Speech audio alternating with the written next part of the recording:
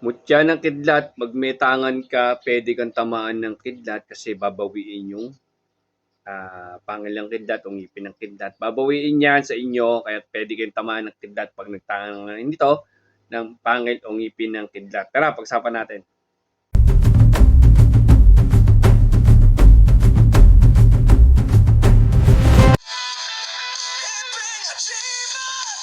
Wala namang agimat, pero nasa puso ang tunay na agimat.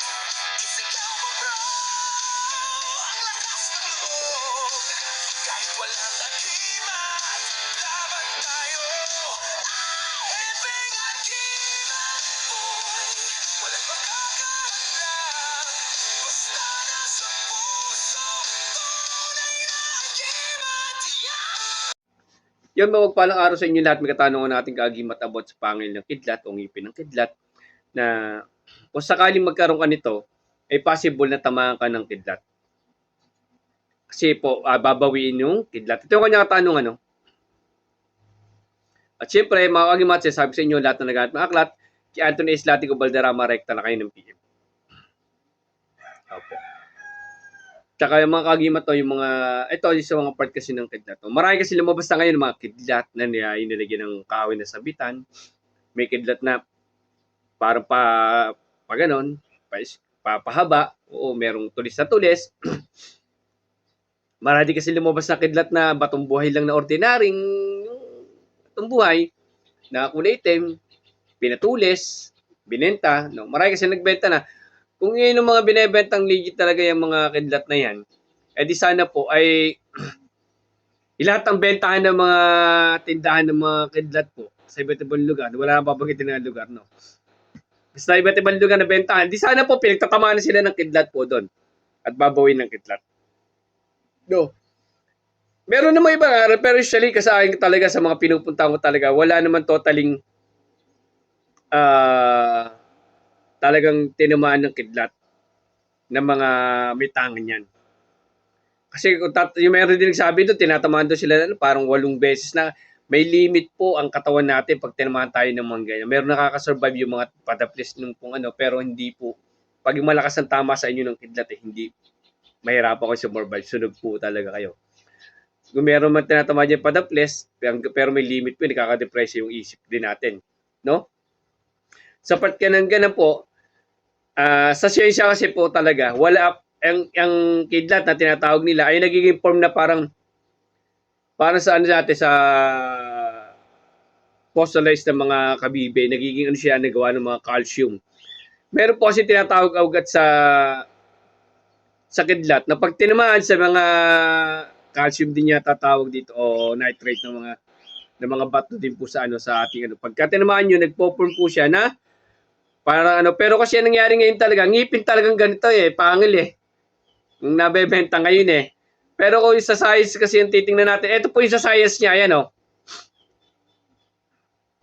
Ayan sa science niya. Ganun po mangyayari. Pero hindi po ngipin na parang pangil po o ngipin ng kalabaw o ngipin ng mga baboy mo nangyayari itsura ngayon, no? Ng mga kidlat po, no? Yun po yung mga part ng mga nangyayari po sa ano. Pero meron naman siya sabi nila na meron sila nakukuha talagang ganun. Pero sa science kasi, yan po yung lumalabas talaga through science. No? Pag meron kayong ganun, napulot nyo, possible meron din siya enerhiya, pero hindi po kayo para tamaan po ng kidlat. Meron iba marite naman, nagkataon lang po. Kasi po sa dami po naglabas ng kidlat, sana po tinamaan sila ng kidlat. Meron bang, kung totoo po talaga na isinabi nila, pag tinamaan ng kidlat, di sila tinatabla, meron silang mutya ng kidlat, pangil ng kidlat, pero pagka yung kumidlat, tatama sila pero hindi sila tatabla. Ba't di sila subukang mag-video na nasa labas sila tatama sila? I-live nila para makita ng mga tao talaga tatamaan sila. Diba? Wala po. Kung sa akin lang po, no, pero syempre, kailangan natin respeto yung aral din ng iba.